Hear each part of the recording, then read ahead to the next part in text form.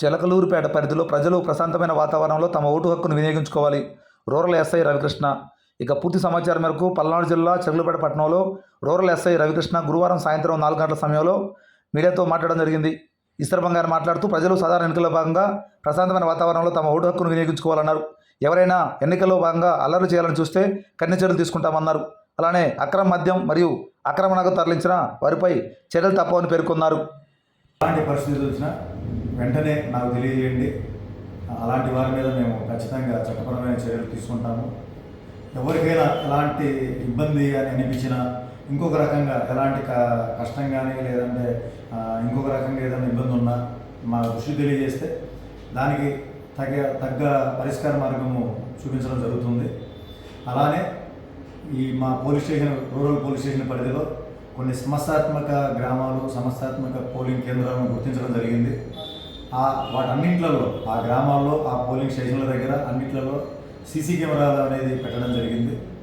అలానే ఈసారి ఈ కేంద్ర బలగాలు వచ్చాయి, బిఎస్ఎఫ్, సిఐఎస్ఎఫ్ ఇల్లు ఖచ్చితంగా వాళ్ళు అందరూ అక్కడ ఆ సమస్యాత్మక పోలింగ్ కేంద్రాల్లో మరియు ఇతర కేంద్రాల్లో కూడా, ఇతర పోలింగ్ కేంద్రాల దగ్గర కూడా అందరూ ఉంటారు.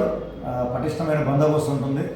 కాబట్టి మీరు ఎవరికి భయపడాల్సిన అవసరం లేదు. స్వేచ్ఛగా ఓటేయాలి. ఎవరైనా ఎలాంటి అల్లర్లు జరిగినా కూడా అంతా సీసీ కెమెరాలు పెట్టాం కాబట్టి ఇప్పుడు పెట్టిన సీసీ కెమెరాల్లో మీరు మాట్లాడే మాటలు కూడా వాయిస్ రికార్డు కూడా పెట్టాము. కాబట్టి మీరు అక్కడ ఎవరి సాక్ష్యంతో పని లేదు. ఆటోమేటిక్గా మీరు మాట్లాడిన మాటలు వస్తాయి, మీరు చేసిన చేష్టలు అందులో కనిపిస్తుంటాయి.